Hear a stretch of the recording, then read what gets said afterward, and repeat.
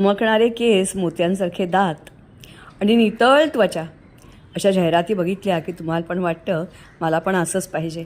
आणि मग तुम्ही धावता महागडे शॅम्पू, महागडे फेस पॅक याच्याकडे. पण खरंच तशी गरज असते का?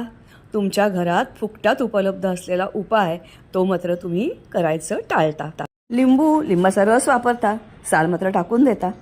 पण तुम्हाला हे माहिती आहे का की लिंबाच्या सालीमध्ये व्हिटॅमिन, कॅल्शियम, पोटॅश हे रसापेक्षाही जास्ती असतं. हृदयरोग टाळण्याची, डोळे नीट ठेवण्याची, त्वचा चांगली राखण्याची, फायबरमुळे पोट सुधारण्याची असंख्य प्रकारे तुम्हाला ही साल उपयोगी पडते. कर्करोग नियंत्रणात ठेवता येतात आणि सगळ्यात त्याच्यामध्ये जे एक द्रव्य असतं त्यामुळे वजन घटण्यासही मदत होते. मग नेमकं करायचं तरी काय? तर असं लिंबू खायचं. किंवा आपल्यालाही माहिती आहे, आजी नेहमी सांगते की लिंबाचं लोणचं अगदी तापकऱ्याला सुद्धा देतात.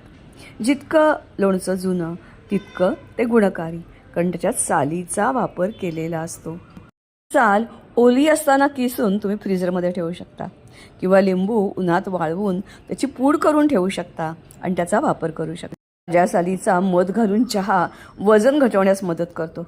त्याचबरोबर ही साल डोक्याला चोळल्यास, चेहऱ्यावर लावल्यास त्याच्यात मध आणि हळद घालून, किंवा त्वचेवर लावल्यास, कोपऱ्याला काळा पडतो त्या ठिकाणी लावल्यास तुम्हाला उपयोगी पडते. जिथून मुंग्या येतात तिथे ही साल ठेवून द्या, मुंग्या यायच्या थांबतील. लिंबाची साल कच्ची असताना एखाद्या कोपऱ्यात पाणी घालून ठेवा. फ्रेशनरसारखा याचा उपयोग होईल. तुमची नखं काळी पडत असतील तर त्याच्यावर ही साल चोळा, नखाला चमक येते. फ्रीजला वास यायला नको असेल तरीही ही साल फ्रीजमध्ये ठेवा. काळा पडू नये म्हणून कुकरमध्ये टाका. तसंच भांड्याचा तेलकटपणा घालवण्यासाठी लिंबूची साल ताजी वापरा.